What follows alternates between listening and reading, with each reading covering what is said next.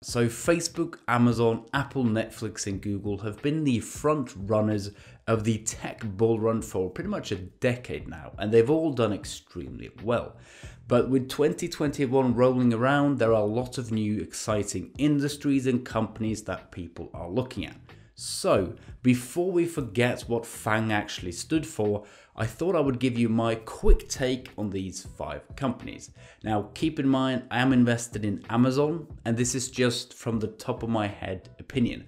I'll give them a buy, hold or sell rating. 5 companies, 5 tech stocks. Let's get going.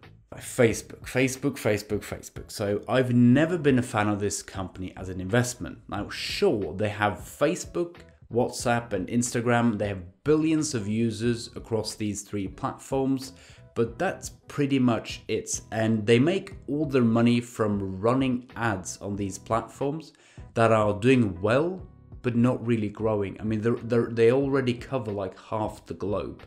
And with all the money they're making and the data they're collecting, you would think they would be able to diversify away from just running ads or acquire new companies or come up with some new platform, but they really haven't, at least after they bought Oculus, Rift and Instagram. So not a fan of the company, and although it is a cash cow, just not a fan. And if you add the controversy and political drama surrounding social platforms like Twitter, Facebook and so on, and the troubles with policing such platforms, you know, I'm giving Zuckerberg a sell here. Moving on to the world's largest company that never ceases to amaze me.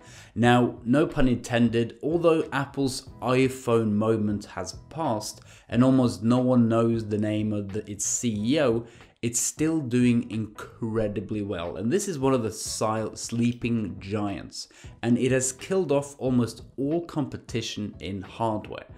And the thing about Apple is, they didn't make the first smartphone, they didn't make the first tablet, they didn't make the first in-ears, but boy have we forgotten what company actually did, because nowadays a smartphone is equivalent to an iPhone, in-ears is equivalent to AirPods, the only tablet I can name is iPad, and so on and so on. So Apple, what they do is when something new rolls around like in-ears or a smart speaker or a tablet, they wait their time, they see how things are going, they feel things out, then they enter the race and crush the competition. So their patience and perfection have really paid off over the years. And with its billions strong ecosystem, surging service revenue, the best hardware around, the world's best balance sheet, I guess we can call it, as well as the upcoming push into EVs, I see Apple continuing its momentum, and despite its massive size, I think the stock still has plenty of room to run. I'm giving Apple a buy. So Amazon, my oldest and dearest holding. Now, despite being worth $1.6 trillion, this is somehow still a growth company, and it's really spending like there's no tomorrow. And with a world-leading ecosystem with shipping and logistics, advertisements, streaming, cloud computing, and 126 million Prime members, this company is still poised to become worth much more than 1.6 trillion. And this ecosystem helps Amazon grow at about 20% annual revenue growth, despite already making almost 320 billion. And some speculate that whenever Jeff Bezos wants to, he can just turn on the profit valve and become one of the most profitable companies in the world as well. Because you might think, you know, Amazon is printing profits. Well, they're making a lot of money from cloud computing through AWS, but their main business, so the big chunk of their business, which is Amazon.com, their main platform, is still operating at a zero profit. So whenever they want to, they can turn down the spending and turn up the profits. And overall, I think Amazon is the perfect company for the 2020s, and it is in all the trends you want to be in. cashless payments, e-commerce, shipping and logistics, streaming, cloud computing, self-driving, autonomy, last mile delivery, drone flying, you name it, Amazon is there. They still have plenty of room to grow internationally, and they have the US market on a complete lockdown. Amazon is of course a bum. To question of the day, which comes from Anand Babu, which is, wow, I've not had a single English name on my comment of the day, I think. So what's your view on the QQQJ ETF? So this is like the Nasdaq 100 next generation ETF from Invesco. I'd never heard about it, but some of the top holdings are also some of my favorites like Roku, CrowdStrike, The Trade Desk, and Etsy. So these are the smaller, faster growing companies in emerging industries like cybersecurity, streaming, e-commerce, online advertising, and so on. Seems to be a fantastic ETF. No idea why I haven't heard of this before. It's the Nasdaq 100 with more growth. And yeah, I love any ETF that offers more upside than the big traditional index funds. So I really like this one, Anand. So my good old watch list friend, Netflix. Now, for the longest time, I wasn't really excited for Netflix as an investment, and I tended to throw it off my watch list just as often as I cancelled my subscription. But boy, have things changed. I mean, Netflix now has the largest and most active and fastest expanding library of content on the internet. They outspend, outproduce, and outperform any other entertainment companies. They have the best shows, the best documentaries, and soon even the best movies. Every time I log on Netflix, there's like 3 new shows, and Netflix comes standard in my Tesla, on every phone, every tablet, every PC, every TV, every car. I mean, any screen you can imagine, Netflix comes like standard together with Spotify. And it has become the go-to streaming platform, and all the other streaming platforms we heard talk of, like all the traditional TV companies that were going to create bundles and compete, Disney Plus, they're catastrophes. And it just seems to be consolidating around Netflix. And now I don't know a single person without a Netflix account. And just in the last 3 years, Netflix has produced shows like The Crown, House of Cards, Stranger Things, Queen's Gambit, Narcos, La Casa de Papel, Tiger King, and The Irishman. This is the same company in 3 years, and I've probably forgotten half of their hit shows.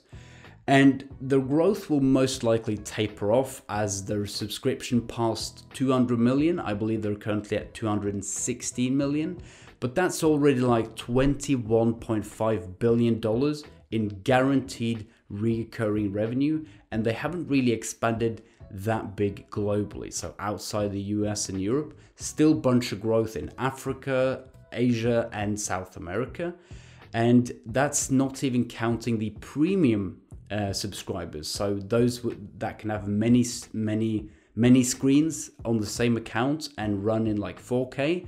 So the number is probably closer to $25 billion in guaranteed annual revenue, and that's before they've gotten into maybe podcasts, sports, gaming, live streaming, user-created content, maybe even podcasts. You know, they really haven't fleshed out their service yet. They're just making shows and movies. 25 billion a year guaranteed coming in, and it's all growth from there. So I'm giving Netflix a buy. Yeah, I'm even considering investing. So Google, this is a bit of a tricky one. You know, what does Google actually do? Well, it owns Waymo, X, Loon, YouTube, Sidewalk Labs, DeepMind, Calico, Verily, Swing, Firebase, GV, Butterbox, Capital G, the list goes on and on. Yeah, but what does the company do? Well, on the face of it, Google or Alphabet is just a collection of companies and websites and projects within technology that are showing promise. And I've always thought of Google as just a general play on tech. It owns so many companies, so many websites. I'm not even sure what they do. I mean, they make most of their money from ads, but they have a lot of exciting projects in the work. They're working on self-driving, deep learning, machine learning, quantum computing even, and they have a bunch of add-on services like cloud. They've got Google Earth. Again, they've got Waymo. They just sold off Boston Dynamics. The company is a bit tough to get a grip on, and I rarely hear talk of the company or its CEO or even the stock, despite both of them doing really well. The company is a cash cow. They're very stable business model, and they still have a lot of upside. But again, they still make most of their money from ads, and there's not too much excitement around the company, which is something I want. And despite doing really well, I think it's an okay stock. It's just hard to get a hand on. Sure, they have Google, YouTube, and Waymo, I guess, but you know, will they make money from Waymo? Who knows? Will they make a quantum computer? Who knows? They're not doing that well in cloud, and they're just running ads. So I'm gonna have to give Google a hold, although I'm not opposed to investing in the company. It's just Apple, Amazon, and Netflix just seems so much better, and it's a lot easier to see the way forwards. All right, so we've got a sell, a buy, and a hold on the FAANG stocks. So now we just have to see how my predictions go. Give me yours. You have to in the comment section below. Which one of these you invested in? Which you're looking at? What do you think of my ratings? We can probably have a good discussion on Facebook and Google, since I didn't give them a buy rating, and I know a lot of you are invested. Hope you enjoyed the video. Give me a thumbs up if you liked it. Subscribe for more. As always, thanks for watching. Hope I'll see you in my next one. Take care.